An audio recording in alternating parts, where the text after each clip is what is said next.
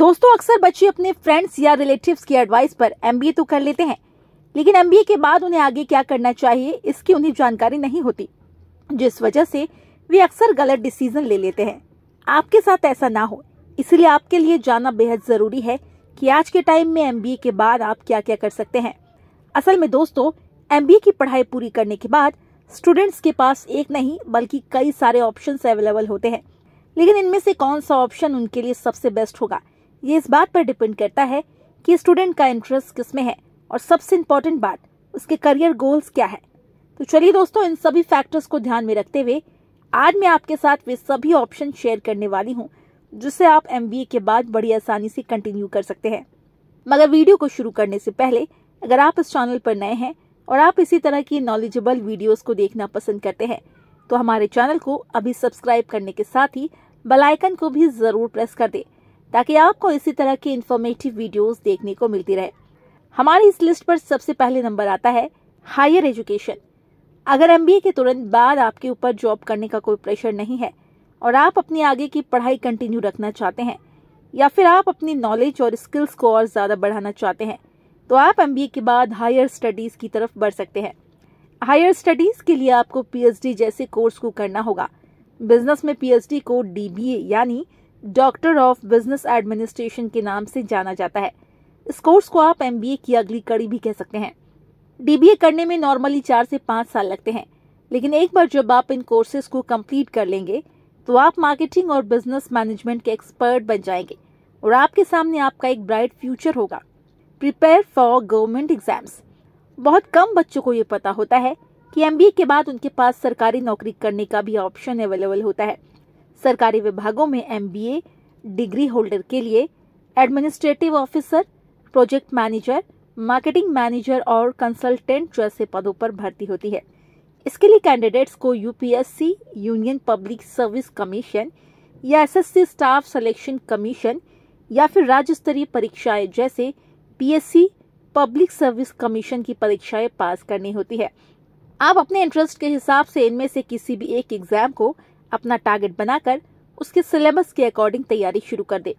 मैं गारंटी के साथ कह सकती हूँ, अगर आपने मन लगाकर अच्छे से इनमें से किसी भी एग्जाम की तैयारी कर ली तो फिर आपकी सरकारी नौकरी पक्की है। एंटरप्रेन्योरशिप। अगर आप एमबीए कर चुके हैं और अब आपके दिमाग में एक शानदार बिजनेस आइडिया है या फिर आप एंटरप्रेन्योर बनना चाहते हैं तो ये भी आपके लिए एक अच्छा ऑप्शन हो सकता है, क्योंकि अक्सर ऐसा देखने को मिलता है कि एमबीए कंप्लीट करने के बाद बहुत से स्टूडेंट्स अपना खुद का बिजनेस स्टार्ट करते हैं और मैनेजमेंट की अच्छी समझ होने की वजह से वे कम समय में ही अच्छी खासी सफलता हासिल कर लेते हैं। अगर आपके पास भी एक अच्छा बिजनेस आइडिया है तो उस पर काम करके आप भी उस सक्सेस को हासिल कर सकते हैं जिसे पाना बहुत से लोगों का सपना होता है। पर अगर आप अपना खुद का बिजनेस स्टार्ट करने के लिए आपके पास पर्याप्त पैसे नहीं है तो भी आपको परेशान होने की जरूरत नहीं है, क्योंकि आज के टाइम में भारत सरकार ने कई ऐसे गवर्नमेंट स्कीम्स निकाल रखे हैं जिससे स्टार्टअप्स और स्मॉल बिजनेस को अच्छा खासा सपोर्ट मिल जाता है।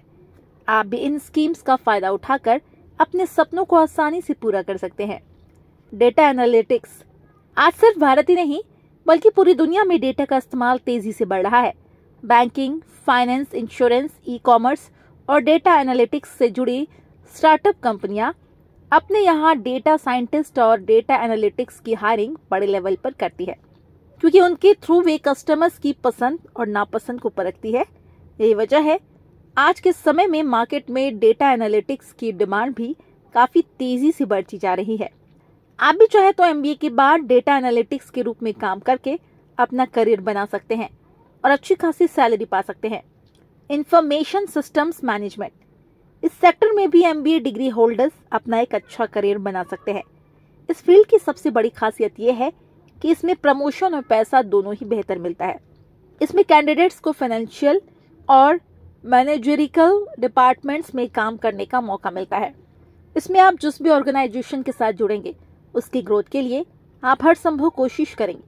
साथ ही आप टेक्नोलॉजी से जुड़ी जानकारियों के बारे में अपने ऑर्गेनाइजेशन को अपडेट देते रहेंगे। Banking and finance sector. MBA के बाद आप बैंकिंग सेक्टर में भी नौकरी कर सकते हैं। यहाँ आपको इन्वेस्टमेंट एनालिसिस और पोर्टफोलियो मैनेजमेंट सेक्टर में जॉब करने का मौका मिलता है। जहां आपको मान सम्मान के साथ साथ एक अच्छी लाइफस्टाइल जीने के लिए एक अच्छी सैलरी मिलती है। अगर शुरुआती सैलरी की बात करें तो यहाँ फ्रेशर के तौर पर आपको 30 से 40 हजार रुपए पर मंथ मिल सकता है। इन्वेस्टमेंट बैंकिंग भी एक ऐसा सेक्टर है जो एमबीए के बाद अच्छी सैलरी पर नौकरी ऑफर करता है। हो सकता है आपने इस फील्ड के बारे में पहले ना सुना हो, लेकिन अगर आपको चैलेंजिंग काम पसंद है तो ये फील्ड भी आपके लिए एक अच्छा ऑप्शन साबित हो सकता है। यहाँ आपका काम कंपनी के लिए इन्वेस्टर्स की तलाश करना और उन्हें कंपनी के साथ जोड़ना होता है। दोस्तों, ये काफी जिम्मेदारी वाला काम होता है। अगर आप जिम्मेदारी उठाने के लिए तैयार हैं तो ये सेक्टर भी आपके लिए एक अच्छा ऑप्शन साबित हो सकता है। Number 8, HR manager.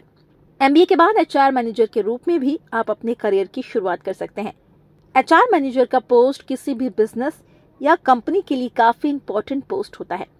वे चाहे नए एम्प्लॉयज को अपॉइंटमेंट करना हो या फिर उनको मैनेज करना हो, इसकी जिम्मेदारी कंपनी के एचआर मैनेजर के कंधे पर होती है।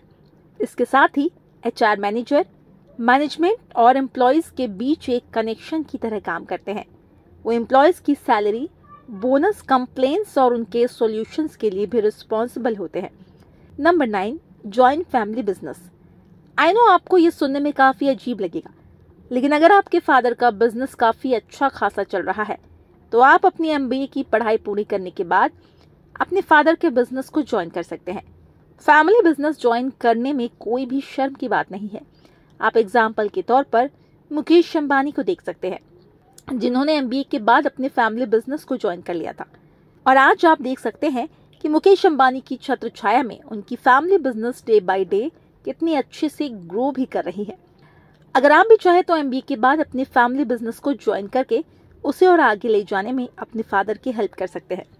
फॉर एग्जाम्पल, अगर आपका फैमिली बिजनेस सिर्फ ऑफलाइन मार्केट तक ही सीमित है तो आप उसे ऑनलाइन ले जाने की कोशिश कर सकते हैं। इसके अलावा आप अपने फैमिली बिजनेस के साथ जुड़कर नए नए आइडियाज पर काम कर सकते हैं। तो दोस्तों, ये है वे 9 ऑप्शंस जिन्हें आप अपनी एमबीए की पढ़ाई के बाद कंसीडर कर सकते हैं। इनमें से कौन सा ऑप्शन आपको अपने लिए बेस्ट लगा, हमें कमेंट्स में जरूर बताएं। साथ ही अगर इस वीडियो से जुड़ा कोई भी सवाल या डाउट आपके माइंड में है तो आप हमसे कमेंट बॉक्स में पूछ सकते हैं। इसके अलावा अगर चैनल पर नए हैं तो इस वीडियो को लाइक, चैनल को सब्सक्राइब कर बेल आइकन दबाना ना भूलिएगा। Thanks for watching.